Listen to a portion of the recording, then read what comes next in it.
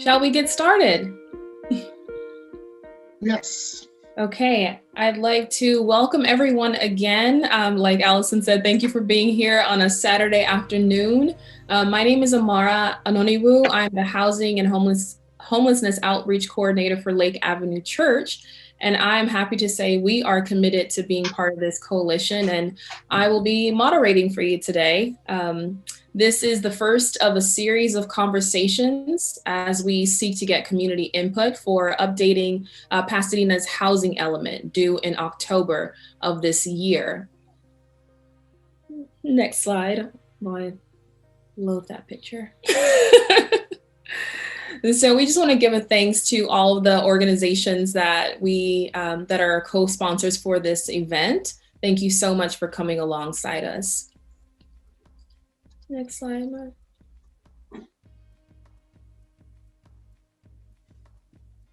Thank you. So, as you can see here, our goal is simple. Everyone in our city deserves access to safe and affordable housing. And the housing element is the opportunity to work together as a community to accomplish that goal. So this afternoon, you'll be hearing from members of the Abundant Housing LA, Making Housing and Community Happen, Pasadena's Organizing for Progress, or POP. And these three organizations make up the Pasadena Affordable Housing Coalition.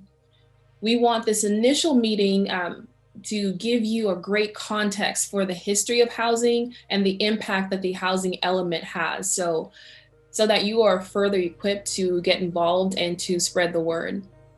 But before we begin, we'd like to take a quick poll to see what you already think about affordability of housing in Pasadena. And we will review the results at the end of the presentation.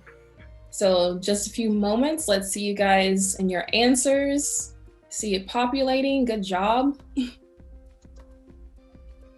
Our first question is the Pasadena area median income for a family of 4 is approximately $75,000. The average price of a home in Pasadena is about $1 million. The average monthly rent is approximately $2,500. Can a working family of 4 afford to live in Pasadena?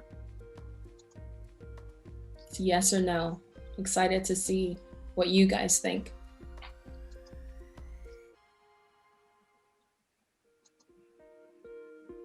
I have just a little less than a minute to get in on that poll.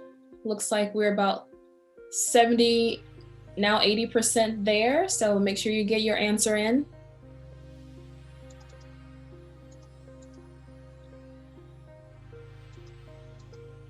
Before we're moving on to the next question in just a moment.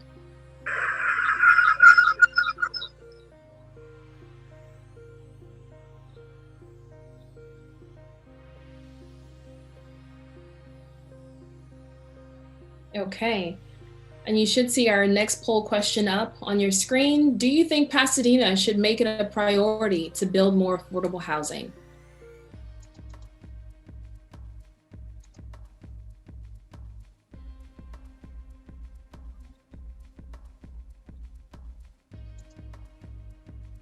Well, you guys are quick on this one. We're about 85% of you have answered already. So make sure you get your poll answers in. And we'll get those results and go over those at the end of the presentation.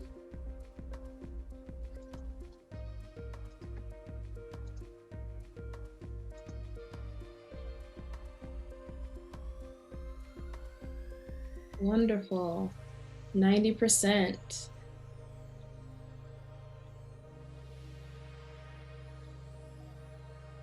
Great, okay. And so now I'm excited for us to dive in, and I'm going to turn it over to Allison Henry of Everyone In and San Gabriel Valley Tenants Alliance. Thank you, Amara. I'm realizing everything's limitations on the multitasking here. So let me get to the next slide as well. Thanks everyone again for joining us here on this Saturday afternoon. Oh, my apologies. We had our list of speakers and our poll results. All right. All right, so there I am. So thanks everyone. Many of you also know me as organizing with tenants here in Pasadena. I've branched out because a lot of cities don't have a lot of the infrastructure that Pasadena has for tenants. So I would invite you all to check out and like San Gabriel Valley Tenants Alliance on Facebook. And if you have tenants in need or tenants that want to organize in other areas in the San Gabriel Valley, please send them my way. And I was very fortunate to be an organizer with everyone in the United Way's field organizing program. Just an interesting FYI, they're winding down their field organizing programs, so you'll see me causing trouble in other places. But everyone in has really been trying to get people to participate in ending homelessness. And some of that includes actually participating in what we're doing today, right? The housing element discussion. So we all know we have a housing crisis. We've got a housing crisis in California. We have a housing crisis in LA County. We have a housing crisis in Pasadena. And it looks similar and different in all the communities I've mentioned. So what do I mean by housing crisis, right? So the next two slides are going to have some specific information. We're sharing this information for you on the call here, but as everyone knows, this is going to be recorded and shared out because these are some significant pieces of information that are mission critical to know and understand when talking about the housing crisis. So first off, we know as a state, we're actually experiencing more homelessness than any other state in the nation. We know that this housing crisis hits seniors, Latinos and Latinas, African Americans, low-wage workers, and families with children harder, though it hits everyone very hard. But these are real call-outs for folks that are impacted by the housing crisis. And the number below here that we have to build 3.5 million new homes in 4 years.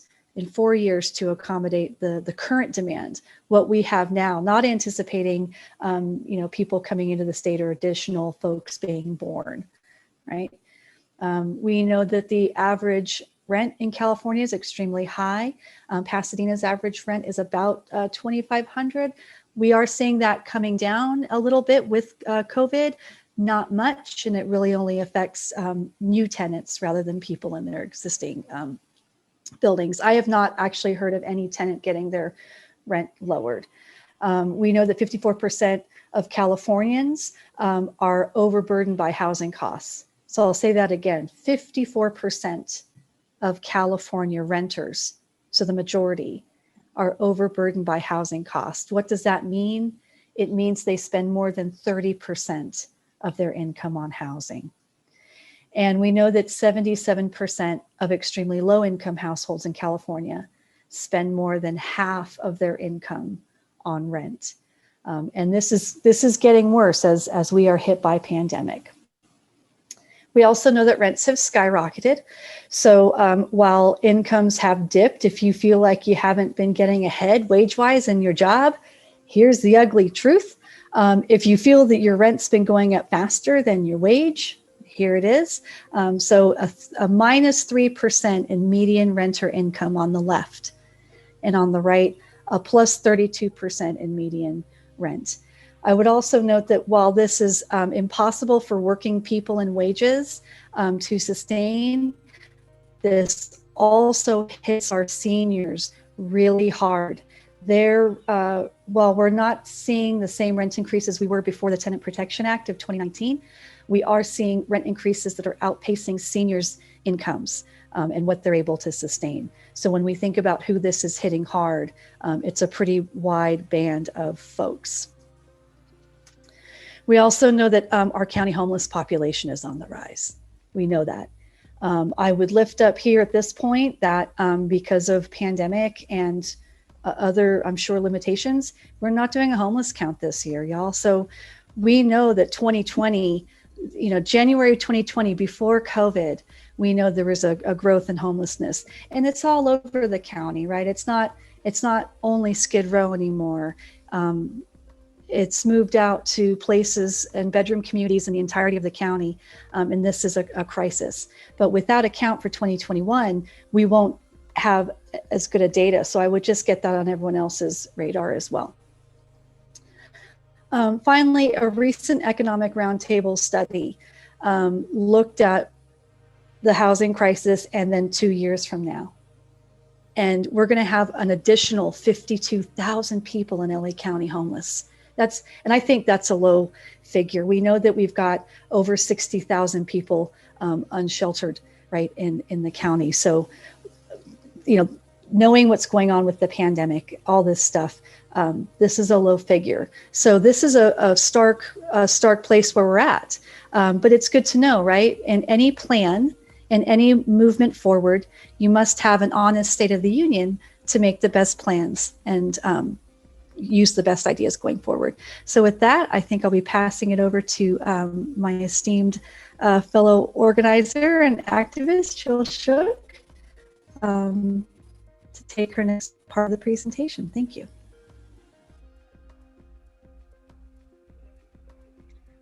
Can't hear you, Jill.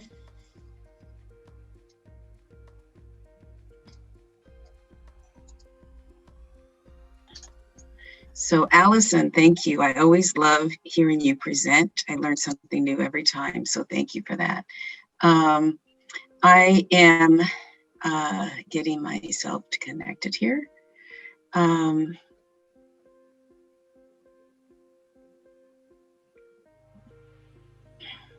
I apologize.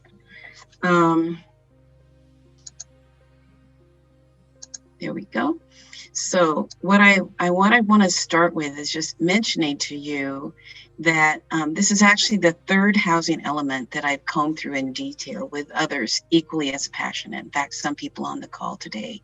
I'm seminary trained and I have mostly done mission work, but truly I feel called.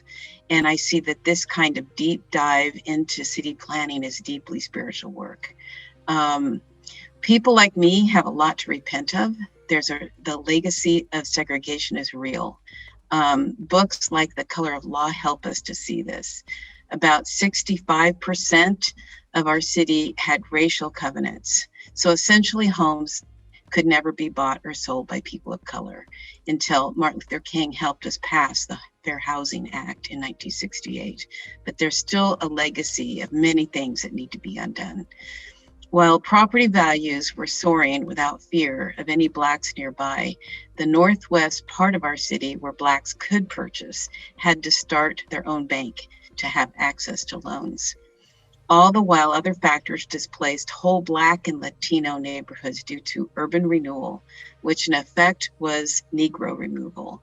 For example, where Parsons now is, was home to about 20,000 residents whose homes were all bulldozed.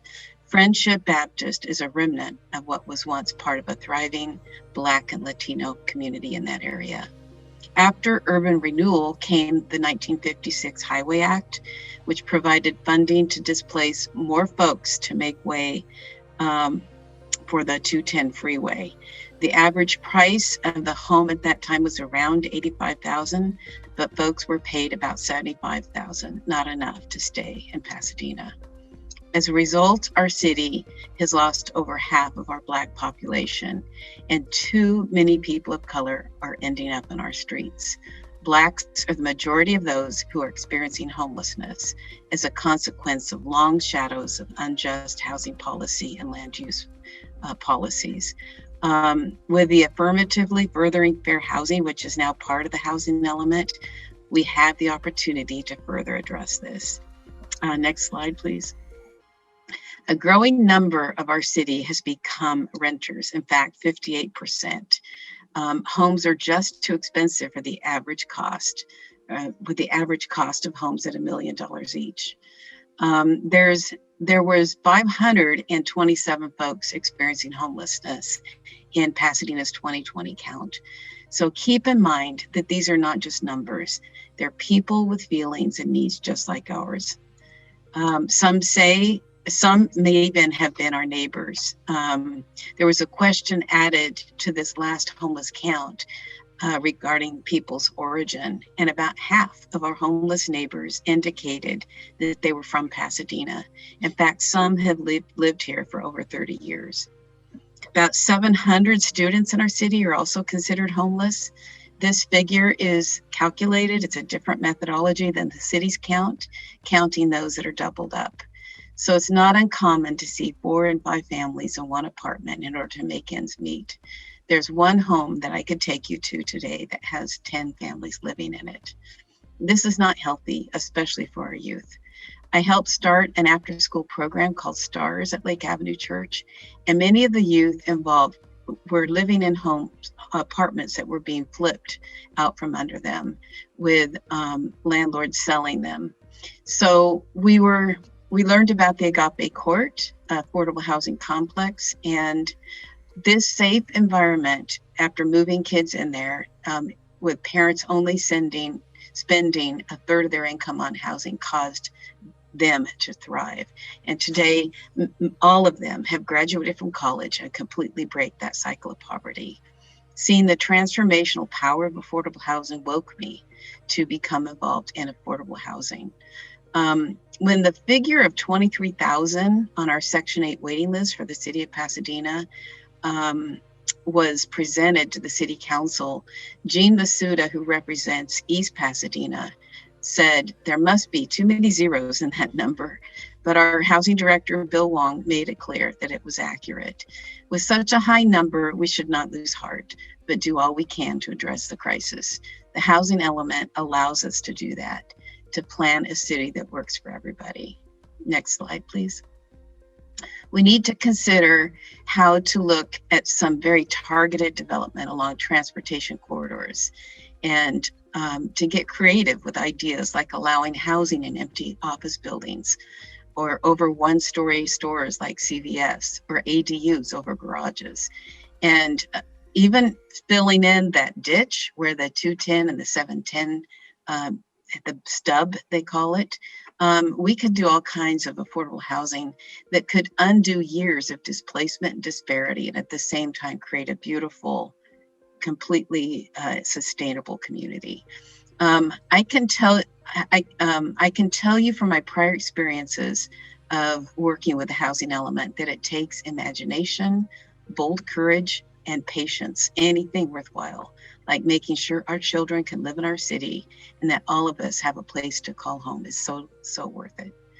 Next slide, please. The RHNA, which stands for the Regional Housing Needs Assessment, excuse me, allocates the number of units that the city needs to plan for, including very low, and moderate income, including and even market rate units. Most workers in Pasadena are in the very low or low income categories. In the past, allocations for these lower income bands were too few, only a token of the real need. With 9,000 units now to be planned for, with 2/3 of this number to be affordable, it comes much closer to the real need. Some say it's impossible. I say we don't know until we try, and I believe it is possible. And my faith helps me to imagine it.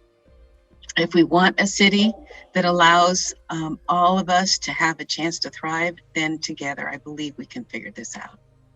Thank you for allowing me to present today.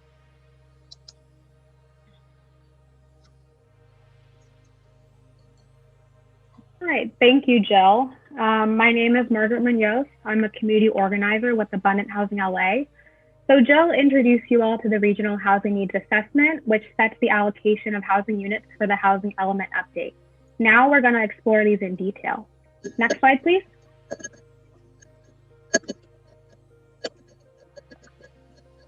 Thank you. But first, we must discuss the million-dollar question. So how do we solve the housing crisis? As Allison stated earlier, this crisis is unprecedented in LA County. Solving this crisis is going to take courage, hard work, and patience. First, we need to focus on taking responsibility for Pasadena's share of meeting the regional housing need for all income, formerly known as the Regional Housing Needs Assessment, or RHNA for short. Every city and county in California is required to have a general plan that is regularly updated.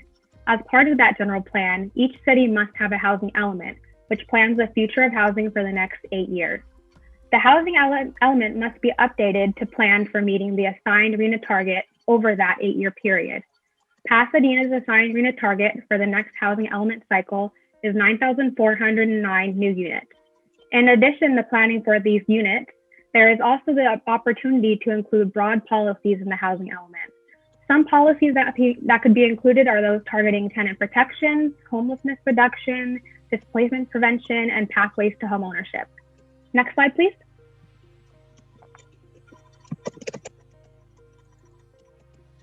All right, so how are these cities assigned RHNA allocations or targets? First of all, it's important to understand that the RHNA allocation occurs because the state requires every city to plan for housing growth. As for the process by which cities are assigned RHNA allocations or targets, first, the state sets RHNA targets for each region, and then each region must allocate their total number of RHNA units among their local jurisdiction. LA County falls within the Southern California Association of Governments region, or SCAG for short. SCAG covers Los Angeles, Orange, Riverside, San Bernardino, Ventura, and Imperial counties. SCAG based their 2021-2029 RHNA allocation on 4 main factors, including household growth, job accessibility, transit accessibility, and social equity. Next slide, please.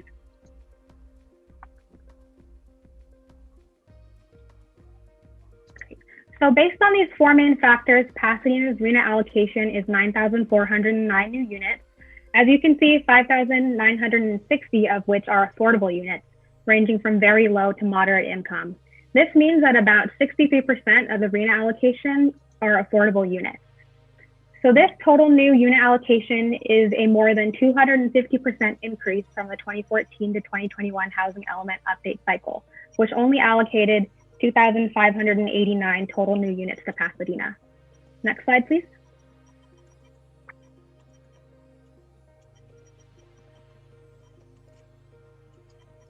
Great. So the RHNA process has concluded as of earlier this month. The state set the unit target for the SCAG region for a total of 1.3 million new units, of which LA County received more than 800,000. It should be noted that the 1.3 million new units accounts for the housing not built by the SCAG region during previous housing element cycles.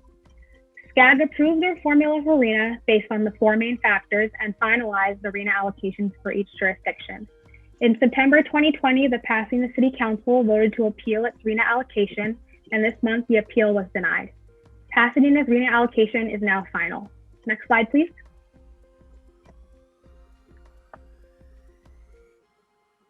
Great. So while the RHNA process has concluded, the housing element update process is now upon us. The housing element update is our opportunity to ensure that everyone in Pasadena has access to housing they can afford. The city must submit their housing element update for review to the state by October of this year, and their housing element must be approved by the state in February of 2022. Next, I'll pass it on to Rick Cole. Thank you, Margaret.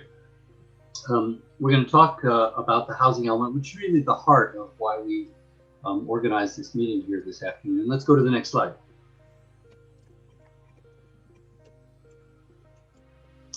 So as you've heard, housing elements are required by state law and they must be updated every 8 years.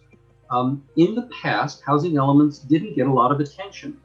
A couple reasons for that. One, they were largely technical, and 2, there wasn't much teeth to force cities to abide by them.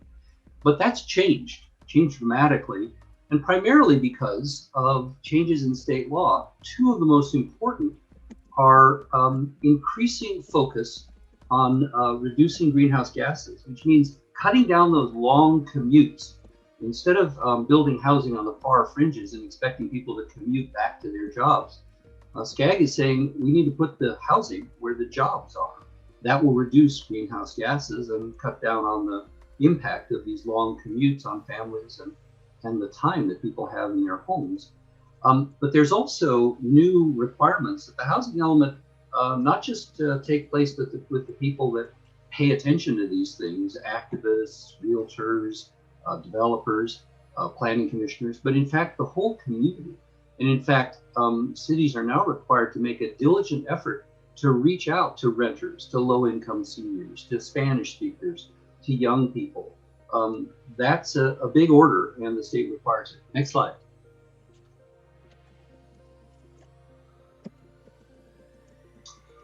So at the heart of a housing element, is showing not only that theoretically you could build 9,400 units, 2/3 of which are affordable, but can you actually do it? Can you point to suitable sites that are either currently vacant, like the 710 stub that Jill mentioned, or that are underutilized, and that maybe a one-story photomat in the middle of a parking lot that could be turned into high-quality housing. But you have to make sure that that you actually can demonstrate to the state of California for their approval that realistically you can meet those numbers in the next 8 years. That's a tall order. Next slide.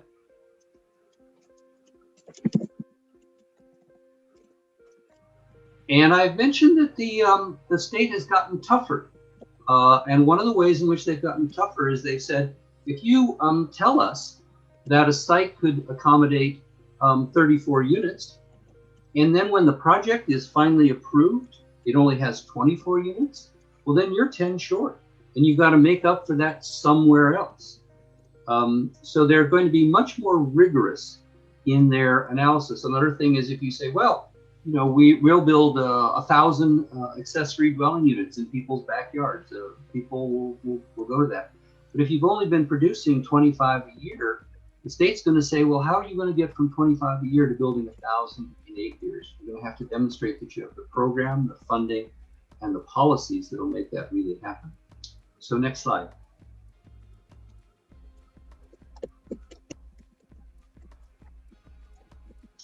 Now, what happens if October rolls around and Pasadena submits a housing element and the state says, you've fallen short. You made a good effort, but here are the 7 things that need to change in order for you to get state approval. Well, if by the next February, Pasadena doesn't have a state-approved housing element, it's immediately subject to lawsuits by anyone on this call, by organizations, by developers, by the state itself. Governor Newsom, the first thing he did when he became governor was sue the city of Huntington Beach for having a deficient housing element. There are also state fines up to $100,000 a month. The state can cut off key funding. And probably the most draconian from the standpoint of those of us who live here in Pasadena is it's a complete end to local control.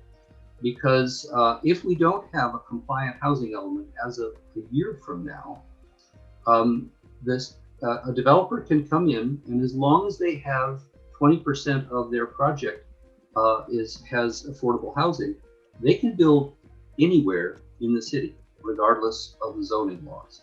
That's a dramatic change in state law, and it really means that we should all be paying attention to the update of the housing element. Next slide.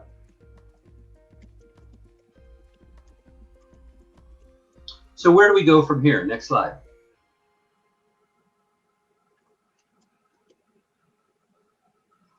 A number of other cities actually have a jump on Pasadena. South Pasadena, our neighbor, is on their 4th workshop with the public.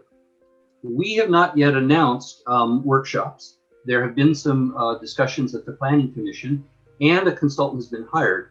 Believe it or not, there are some cities that are actually behind Pasadena. And so even though we have some catching up to do, there are other cities. And again, every city in Southern California has to do the same thing. Let's go on to the next slide. And I briefly mentioned this earlier, but I want to emphasize this for the purpose of our call. We have 100 people who are participating in today's webinar, but there's 140,000 people that live in Pasadena. And really everyone has a stake in this housing element. Even if you're securely housed, you're concerned about homelessness. If you're not securely housed, which tens of thousands of Pasadenans are, the future really comes down to whether we include the whole community in these hard discussions so that we can come up not just with a plan that satisfies some state officials in Sacramento, but a plan that will work for Pasadena over the next 8 years. Next slide. And working in Pasadena is not easy. We're a diverse, complicated community, as Jill talked about the dark legacy of racial segregation, that still those scars have not yet healed, and the inequities continue to the present day. The city's gearing up for community outreach, and we have Bill Wong from our housing department to talk about all of the things that the city has been doing on this issue. But the reality is that without new policies, new programs, and new funding, we cannot achieve 6,400 or 6,000 units of affordable housing. We just don't produce. We didn't make the numbers last time when the numbers were lower. And unless we really commit, and something like 98% of you said we need to build more affordable housing, we have to figure out how to do that. And it's a reality that people are concerned about traffic. They're concerned about change in their neighborhood. They're concerned about gentrification and displacement. We're gonna have to deal with those. Those are real problems. Those are real concerns. And so as we plan to build affordable housing, we need to plan carefully and bring all the community voices and find sensible, workable solutions that people can get behind so we can actually achieve success. And here's a reality. People who like things the way they are well organized. People who are working 2 jobs, people who are barely making the rent, people who are living homeless on the street, they may have a big stake in change, but they're not well organized. We have to reach out to them, and in many cases, we have to advocate on their behalf. Last slide.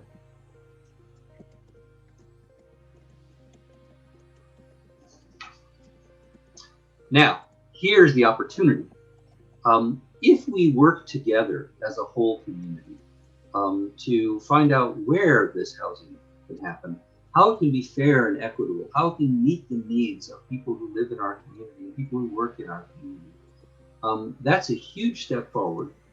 It will remove us from jeopardy from all of the teeth in the state's draconian new sticks that they want to use to force cities to comply. If we embrace this opportunity, we can get out ahead of that, and we can actually dramatically improve affordable and safe housing for everyone. That's the huge opportunity that Pasadena has ahead of us. And that's what the Pasadena Affordable Housing Coalition is reaching out to you and asking for your help to achieve this goal. It's a great opportunity for Pasadena to be a city that works for everyone.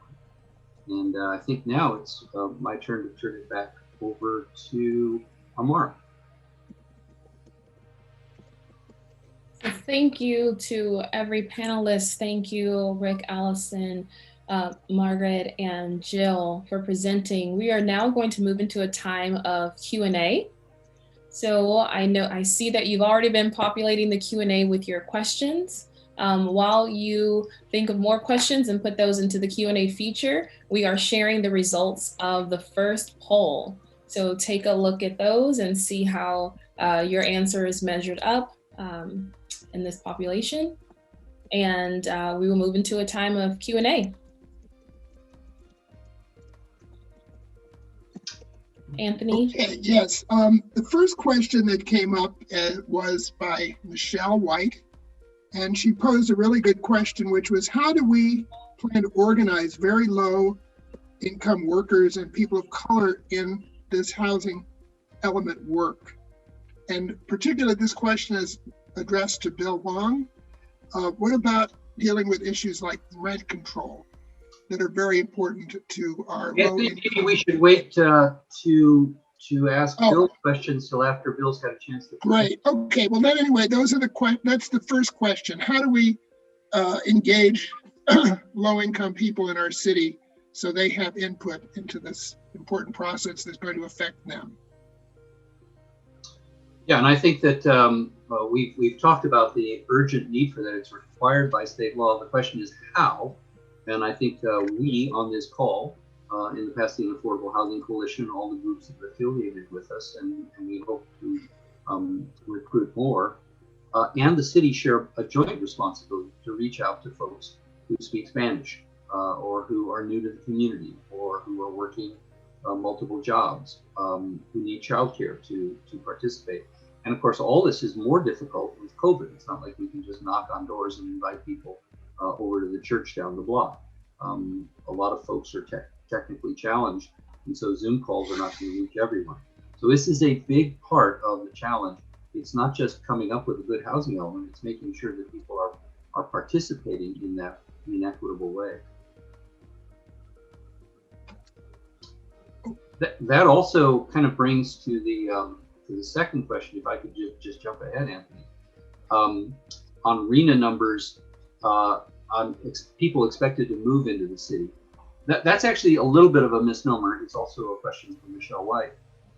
In fact, that deals a lot with the urgent need now, people who are currently on our streets, not people who are moving in, people who are living on our streets now, people who are living in garages now, people who are living 10 to an apartment now. That's how people are coping.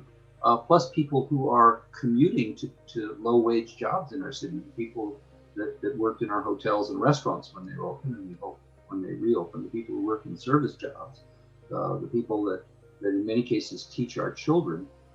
These folks are having to commute to Rancho Cucamonga or to Lancaster Palmdale for their homes. Those are folks who'd like to live much closer. In fact, it'd be great if they could live here. So, but then she asks, will the city also analyze and make plans for addressing the needs of existing residents who are spending too much on housing or overcrowded? That is not required by the state, but it should be required by our conscience. And so as Pasadena Affordable Housing Coalition, we are going to strongly advocate that the housing element be comprehensive and holistic, and not just deal with housing construction, but also dealing with the reality of housing stress and rent burden. And I'll ask some of my other panelists who are very involved in those issues if you want to add to that. Yeah, I'd like to say something. I really appreciate what you said, Rick, about churches. And they're natural centers, as our community centers, where they already have relationships with a broad spectrum of folks. And so by hosting additional community engagements and inviting the folks they know that speak the language they know, there's some very multi-ethnic groups among churches.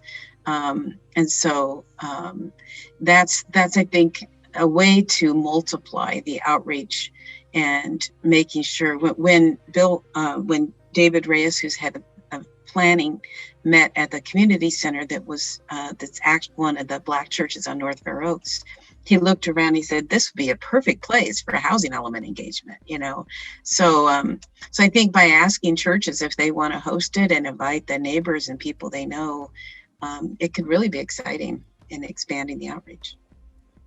I would like to add to, including the school district.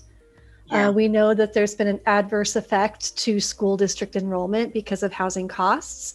So we should be reaching out to district families, both the high-risk families whom we do know, families experiencing homelessness, and then, core members of PTA groups. I mean, the PTAs would be a wonderful vehicle for full discussion of the housing element to PUSD. And I would also urge outreach to the unions, both the teachers union and the certificated staff. Certificated staff tend to be on lower wages, but yet there's significant turnover because of that. So we should be cognizant. And Pasadena is full of nonprofits. Planned Parenthood comes to mind.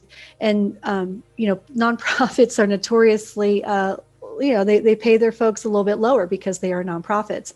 So there are a lot of employer stakeholders that actually wind up employing tenants and people trying to look to the future to stay in Pasadena that I hope would be welcome stakeholders as well.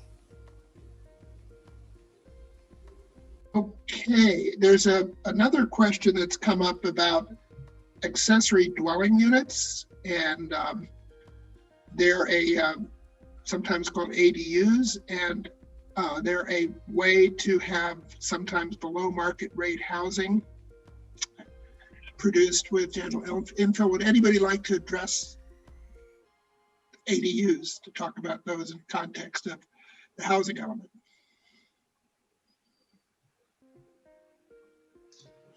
Well, I'll take a stab at it. Right now, cities are required by state law to allow ADUs. Pasadena developed its own ordinance and is now processing ADUs. It's still cumbersome, and it's cumbersome not just because Pasadena is slow. That's not always the challenge. The private market for financing them, for building them, is still relatively at an early preliminary stage. So the kind of mass production. I live in a neighborhood that is generally considered single family.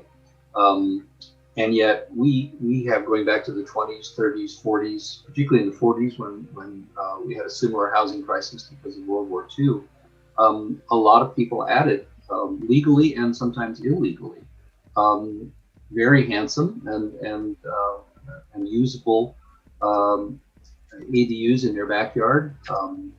And bungalow courts are kind of a cluster of ADUs, if you will.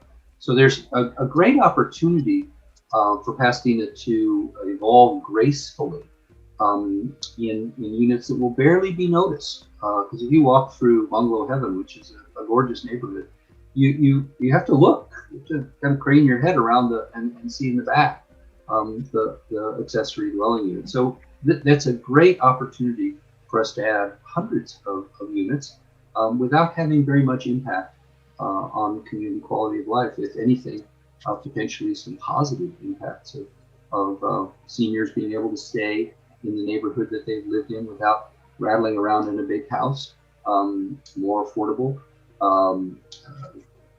make room for some of their kids and grandkids in a big house. There's a lot of opportunities with ADUs. And we hope that Pasadena will aggressively push on that. Bill will tell us about an exciting thing. Habitat for Humanity is building an ADU on a former Caltrans home in the back with a subsidy from the city of Pasadena. I'd like to also hitchhike on what Rick just said. Our organization, Making Housing and Community Happen, has a ADU committee. And we're looking to streamline the process so that it is not so bulky, and also try to advance these forward so that everyone has access to have an affordable ADU.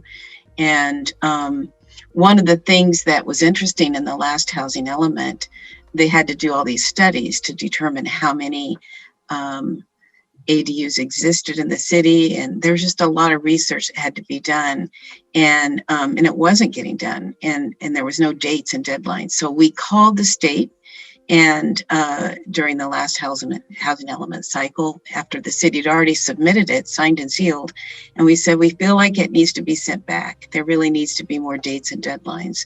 So they sent it back, and we were able to get a date by which those studies had to be complete.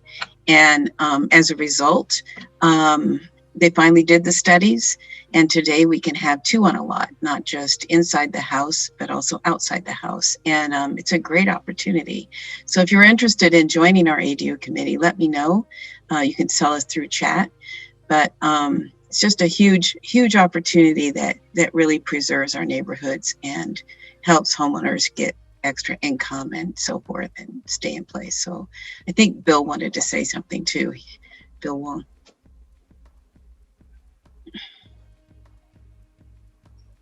Well, sorry. Okay. So I just want to remind our attendees that if you have questions that were not answered live, just keep in mind we might be answering you through the Q&A feature, and we might reserve some of those questions for the end. But just to keep us on track, yes, at this time, I would love to introduce Bill Wong, who directs the City of Pasadena's Housing Department. The Housing Department provides a wide array of affordable housing programs, as well as programs for those experiencing homelessness. The city has a highly effective inclusionary housing ordinance, which requires that 20% of the units in new developments need to be for lower income families. Bill's leadership and the Housing Department was recognized a few years ago with a national award for having a top housing policy for a mid-sized city. Please welcome Bill Wong. Thank you very much. Let me share my screen here.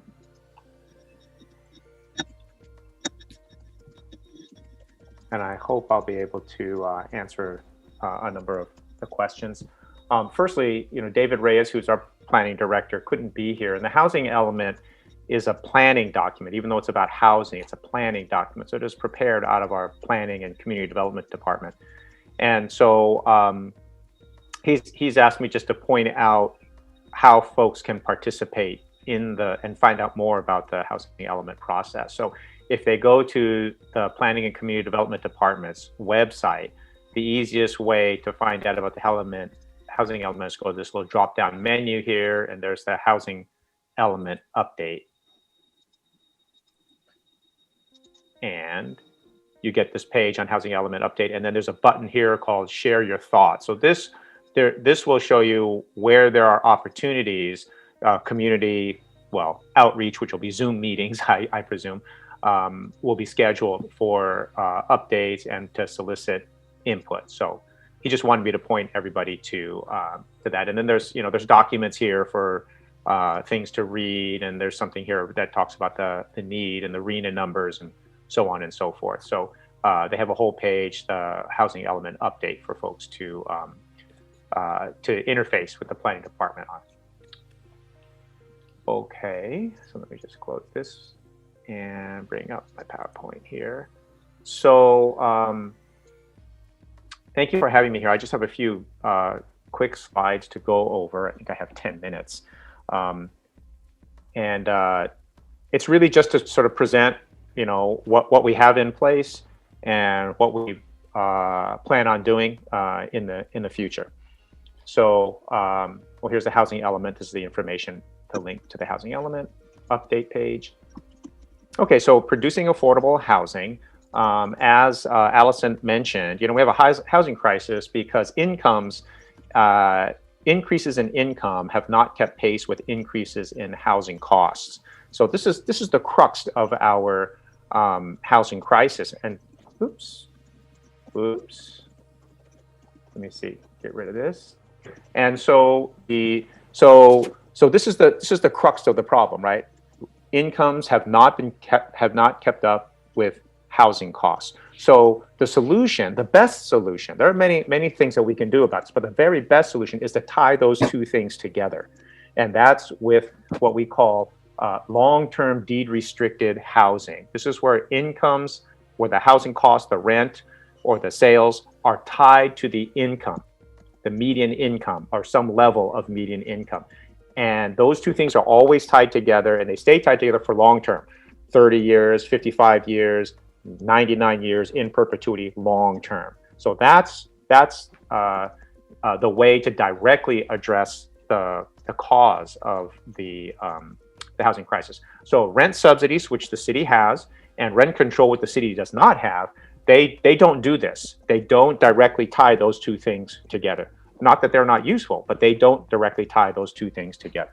So long-term, producing more long-term, deed-restricted housing, this is the kind of prime affordable housing that we like to do. So why don't we just do more of it? Why isn't there just more of it done? Well, because developing affordable housing is not economically viable in Pasadena. That means that private developers, the numbers just don't work for them to do this. The cost to build, the cost to buy the land, the cost to build is higher than what they can afford if they keep the rents or the sales prices artificially low. So what do we do? Well, there are a few ways to create deed-restricted affordable housing. These are the three primary ways right here. You can subsidize it, you can require it, or you incentivize it. And Pasadena is active in all three of these ways. But to subsidize it, right, that means the city would contribute some land, or the city would provide, or some other public agency would provide some below market rate financing. Could be tax credits, could be just low cost loans.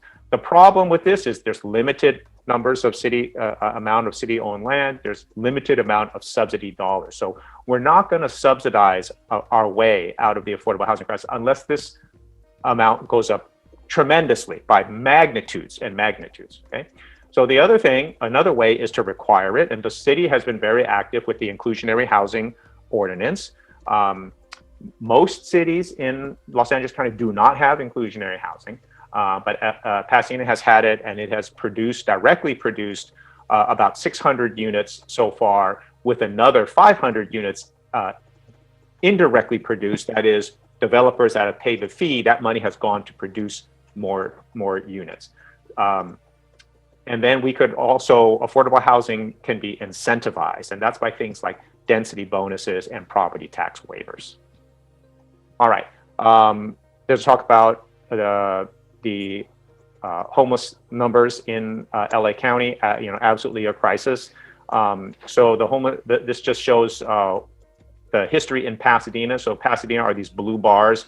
I don't have 2020 here, but in 2020, the number was 527 in 2020. In LA County, the number has continued to go up. We made some very significant structural changes in 2010, 2011 that really bent the curve for us. If we hadn't done that, we believe our numbers would be somewhere around, instead of 527, somewhere around 1,600. 527 people experiencing homelessness on any given night in 23 square miles is way too many. We're the first to admit it's way too many, and we're working hard to try to address that issue. But just to put it in context where we are in relation to the rest of the county. And then this little map shows where the affordable housing is in Pasadena and how many affordable housing units we have. Sorry, this table is too fuzzy to read, but the bottom line here is there are 3,775 households households that are living in affordable housing. The little yellow dots, those are tenant-based Section 8. There's about 1,000 on this map, about 1,000 of those. That's where somebody gets a Section 8 voucher and they go and rent with a private landlord somewhere.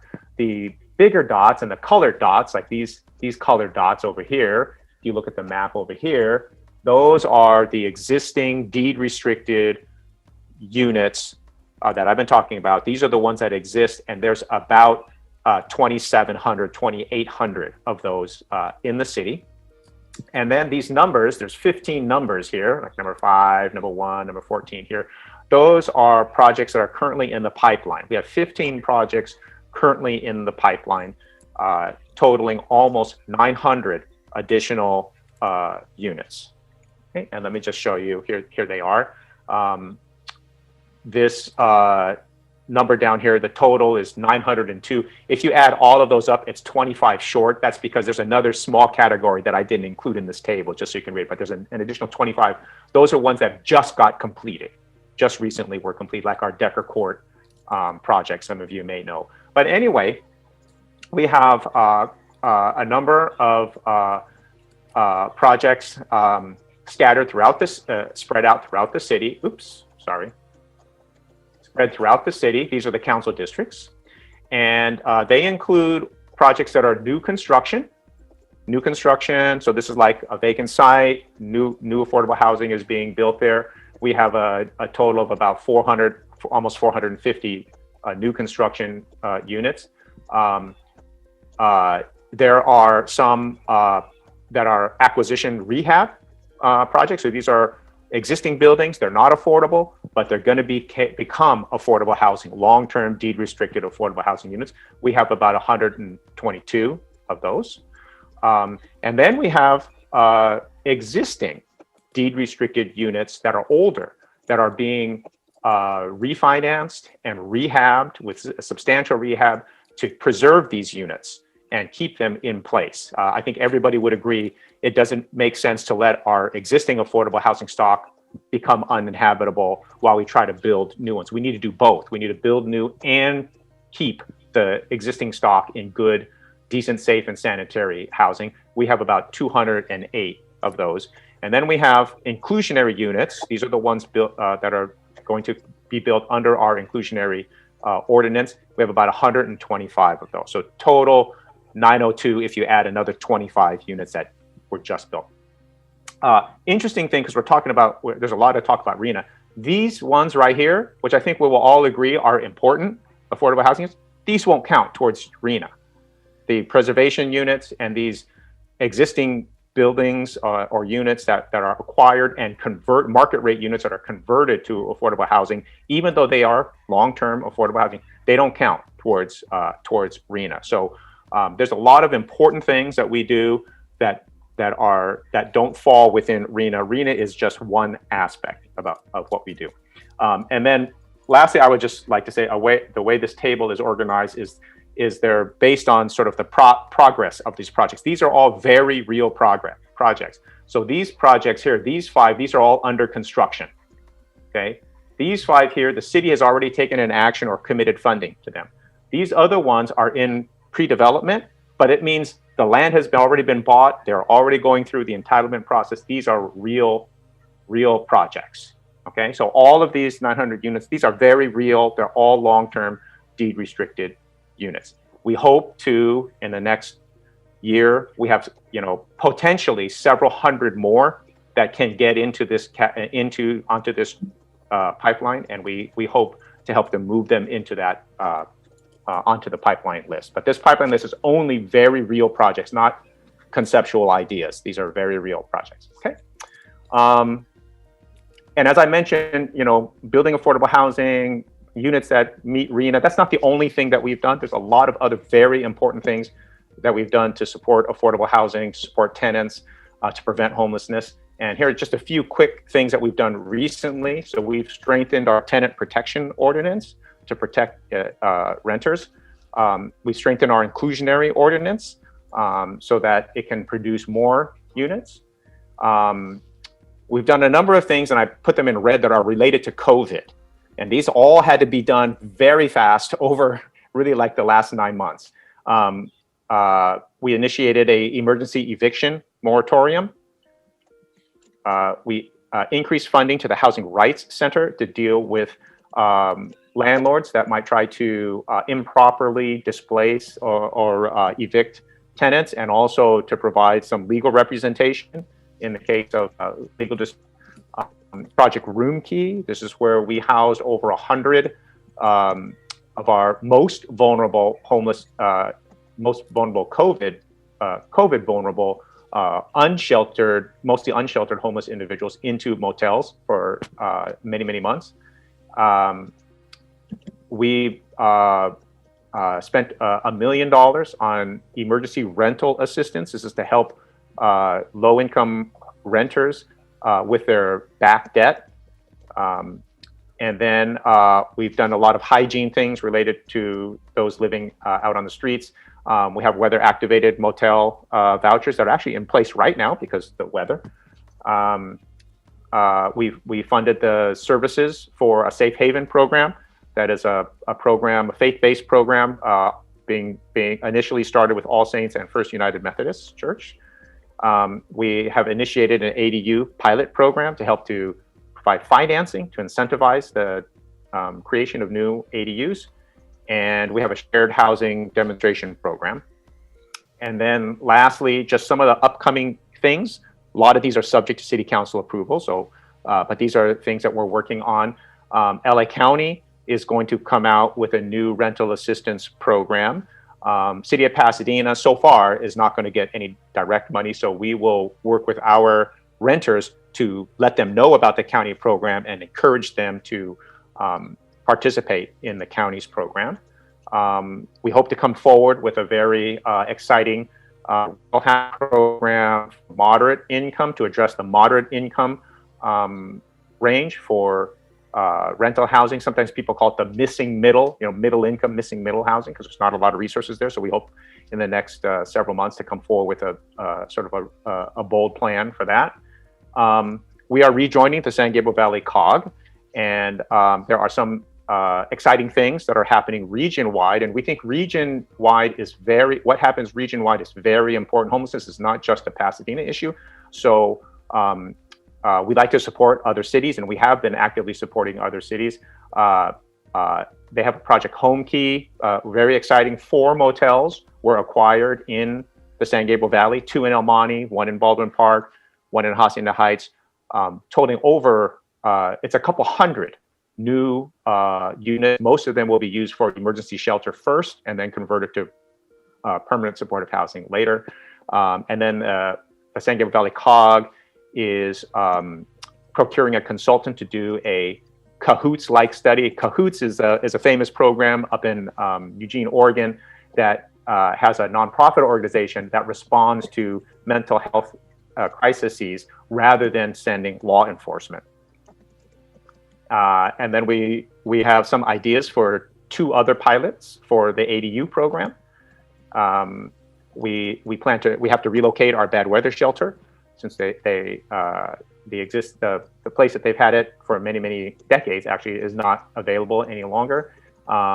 We are getting ready to launch a public education campaign on homelessness, and we hope to be able to expand the Safe Haven program with other faith-based institutions that have land that they want to assist the homeless on their campuses. So that's it.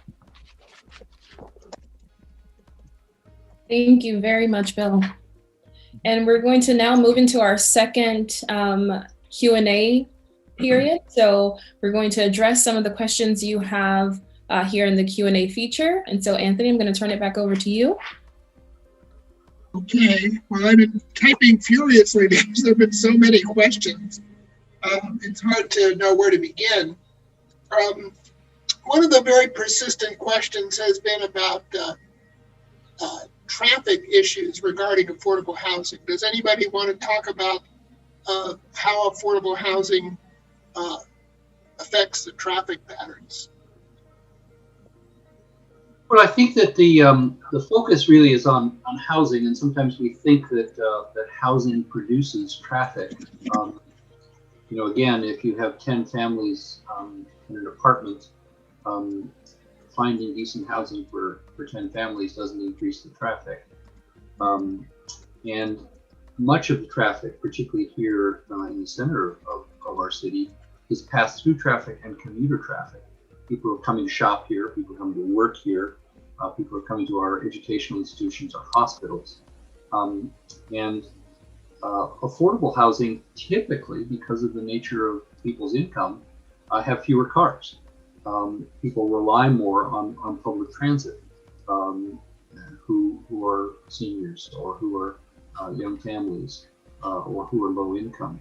So traffic is a real issue for Pasadena, as it is for all of Southern California, and we have to address it as we figure out where's the best place for new housing. But it is a challenge that goes well beyond housing, and building a stronger public transit system and alternatives for micro-mobility will all help make Pasadena a more livable city. I'd Rick, also chime in that I see some comments about building affordable housing in transit-oriented districts, and that is something that our inclusionary housing ordinance has really helped to do, because a lot of the housing, the newer housing that has been built and is being built, are in transit-oriented districts. So to the extent that 20% of the units have to be set aside for affordable housing, means that we get the affordable housing right in the transit-oriented districts, which is important because we know people who live in luxury housing tend not to use public transportation very much, as opposed to those who have limited economic means who live in affordable housing. They tend to have a much higher usage of public transportation. So it really makes sense to get affordable housing, as much affordable housing as possible, in transit-oriented districts. I was just going to say Sorry, Allison. I just wanted to let everyone know we have time for a few more, probably 2 or 3 more questions at most. And we're going to put up a poll while we're answering these questions, our last poll of the presentation. And so sorry to interrupt you, Allison. Please go ahead. No, I was just going to say, while traffic is really important, I think, some of these require additional questions. Traffic for whom? And I think the 210 corridor shows us the traffic issue with market rate housing. So I would just encourage more critical thinking of what are we lifting up when we lift up the traffic objection. And I would also remind everyone that for all of the discussion we're having about our housing element, we don't actually have any current way of assessing our current stock in the form of some sort of rental registry. And that might be an additional thing to consider as we're trying to make long-term plans with the best data possible. So thank you, Amara. One thing I wanted to add about traffic, years ago, the city council wanted to do a traffic study on ADUs. And I was very proud of Cynthia Kurtz, who was the city manager at the time. And she said, that's just not going to create an impact. And so we actually did some of our own traffic studies as an organization on areas that had like 90 ADUs on one street, and compared it to another street where there was none. And we found there was actually no impact. It was interesting with the Westgate, which was at the time the largest development in the city of Pasadena. They were proposing 800 units, and 97 of those are affordable, which is very, very exciting because of our inclusionary. But people were very concerned about traffic. So they made them do the traffic study twice. They said, there's just going to be so much traffic in this, and it was with the same good results both times. And you can even drive down there now, south of Old Pasadena, and realize there's just traffic's not an issue there at all. And so, so it's kind of counterintuitive. People like to live close to where they live, work, and worship. And if we can make that happen, they don't have to drive the distance, and it actually lowers traffic more often than you realize.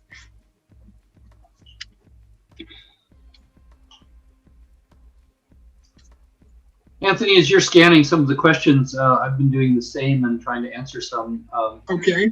One of the other recurring themes has been, what are the incentives to, as Steve Acker, who used to be on our Pasadena City Council, asked, for promoting responsible, affordable development? And I take his point about responsible. It is possible to do bad, any kind of development, and Pasadena has always worked hard, always successfully, to improve the quality of the design, so it fits well with the neighborhood. So what are some of the incentives? There's a whole laundry list, and no single one will get it. Inclusionary zoning obviously is a big one, but just one simple one to give you a sense of how much work we have to do. Because there's a significant amount of development in Pasadena, it will take a couple of months to get in front of the Planning Commission or the Design Commission. Your work's all done, the staff report's done, everything's ready to go, but there's only a limited amount of time for the commissioners, who are volunteers, to hear cases. So one of the local affordable housing developers, actually a profit-making business that only builds affordable housing, which is rare. They have to wait 2 months to get to the Planning Commission and 2 months to get to the Design Commission. What if we incentivized 100% affordable to get an opportunity to go right to the Planning Commission or right to the Design Commission without having to wait? Very simple, no cost change. There's lots of ways in which we can promote and incentivize the affordable housing we need, but given it's 6,000 units, we're going to have to also find additional funding from the federal government, from the state government, and from local taxpayers. There was another question I noticed about the fees for inclusionary, and so I'd like to respond to that briefly, because a lot of folks would like to see the fees dropped and that they be required to include 20% affordable across the board. Those fees, and you can correct me, Bill, if I'm wrong, but I think all said it's about 26 million that's been accrued from those fees. And that allows the city then, through those, not the city, but part of the city, the housing department, to take those funds and then leverage those to produce more units. And without that pot of money, it's really hard to leverage and be able to get those subsidized units. But so fees are important and those options are important. But if we had a strong local funding source, a dedicated funding source of funding, then we wouldn't need to have that fee. And we could get more units that would be affordable in those inclusionary units. But right now it seems the fee is important, as an option. But I know cities have done some great jobs in getting a strong, dedicated source, producing millions through an extra gas tax, because it, affects the distance people have to drive, or through all different measures. But there needs to be a strong working group to get serious about how to get a really good, dedicated local source of housing dollars. Yeah, I would just add that if you look at the history of our inclusionary ordinance, the condo developers are the ones who primarily pay the fee. So most of the condo developers will pay the fee. Most of the apartment developers will build the units. That's been mostly the case. And so the condo developers, if they were to build the units, they have to build moderate income units. But when they pay the fee, we have used the money, the housing department has used the money primarily to build very low and extremely low income units. So it enables us to build housing for those who are who need it the most. So it's been useful. We like both. We like them to build, we like developers to build, and we like them to pay the fee so that we can do some really difficult things, build some really difficult housing for people who really need it. I do see a question here. Forgive me if we've addressed this a bit, but how difficult is it to convert existing non-traditional structures into housing, especially in light of the pandemic?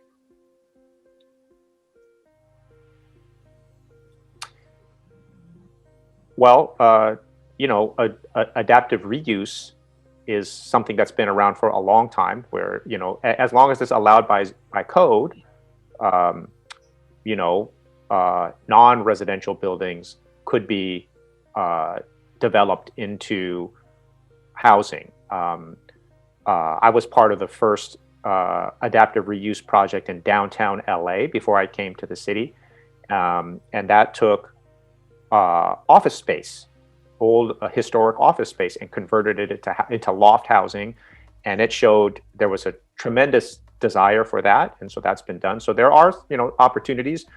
Someone mentioned the Darth Vader building. I think Jill mentioned this project called the Darth Vader building in Pasadena, and that's an office building that's getting adaptively reused to housing. So it can happen here. It does happen on occasion. And Bill, you're right. The adaptive housing ordinance in Los Angeles produced 10,000 new units of residential downtown, but they had an ordinance, and they also had a process to fast track those through the fire department, the public works department, the planning department, etc. So that's exactly the kind of thing that we could have in our housing element. Is the city could commit to adopting a comprehensive ordinance that would make possible some of this vacant retail, vacant office space that will be the result of COVID, and make it relatively easy, particularly for affordable housing, to be developed in those buildings. But it won't just necessarily happen. It should be part of the things that we advocate for, including in our housing element. Yeah, just to hitchhike on that, because of COVID, I think a lot of us have realized that we can actually work out of our homes. And there's probably a lot of folks that will continue in this format that we have today. And so we may have a lot of office space that could be converted. So we need to think seriously about that. The other thing I want to mention, there was a question someone had about vacancy tax. And I think in many ways it's a good idea. I think it's something we should seriously look at in this housing element. There probably are a lot of empty high-end housing, rental housing that folks can't afford. And so we need to do a survey. We need to know how many of those exist.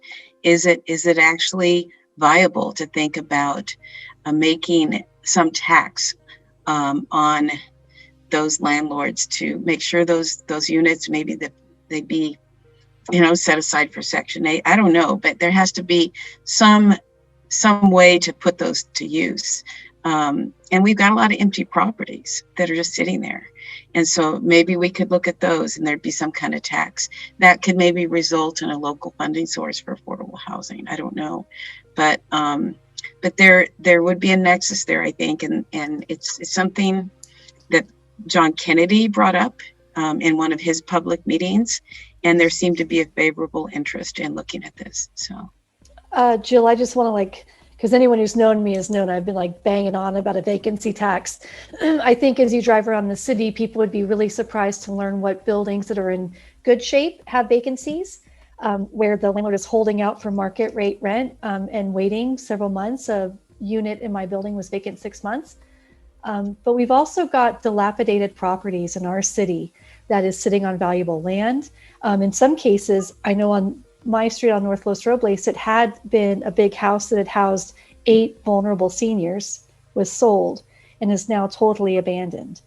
So there's a lot of ways we can reclaim, vacant places in our city to really get people to do what we need them to do. And the vacancy tax is a really powerful tool. The city of Vancouver in Canada used that. And in fact, they found that their vacancy tax rate was actually too low and increased it.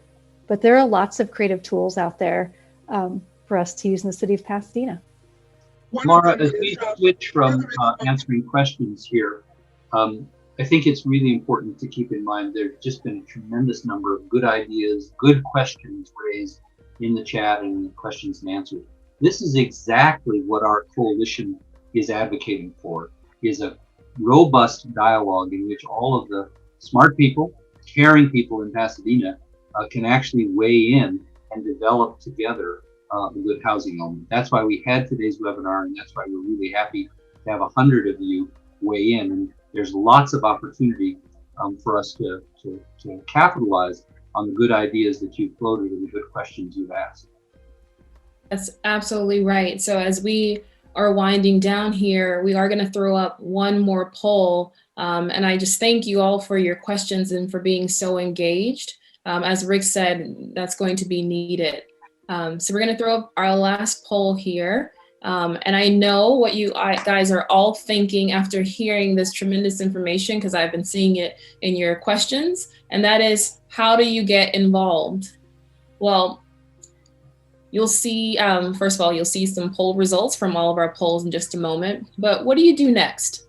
We want you to join this coalition. So we will be contacting you via email, and we want you, when you're contacted, to get actively involved. Mark down meetings on your calendar and share that information with your circles of influence. And we want you to get ready, because this is going to take a lot of work, and it's going to be worth it for our city. We need ambitious outreach to advocate and make the community's voice known in this housing element. And we're so grateful to be able to partner with the city in order to do that. So we will just need your participation, a very important step that you can make in spreading the word to make sure that we have diverse community representation is some practical things. You can host a meeting with your friends, your workplace, groups that you're involved in, organizations you're a part of, communities that you're a part of. Just as an example, many of you have been asking about this presentation. Well, this whole presentation is being recorded and will be a tool for you to use. So you could host a Zoom party and watch together with your circles of influence and talk about it and keep spreading the word. It's those small steps that will build up this coalition, and it'll be the building blocks for the success that Pasadena will see in leading as a city to create a safe and beautiful and affordable community for everyone. And that's really our goal. So we want you to get involved. So look out for the emails, tell your friends and your neighbors. And I'm looking at the poll results right now. Many of you, 85% of you so far, are saying yes to the call to get involved. That's fantastic, because the 100 of us that are on this call, it will take 100 times more, right, for us to make an impact and really get a representation of what we want to see in the city. So with that, thank you so much for your participation. Thank you to all of the panelists today. Please stay in touch. We will be in touch with you, and let's stay active and get this housing element done, something that we can all be proud of.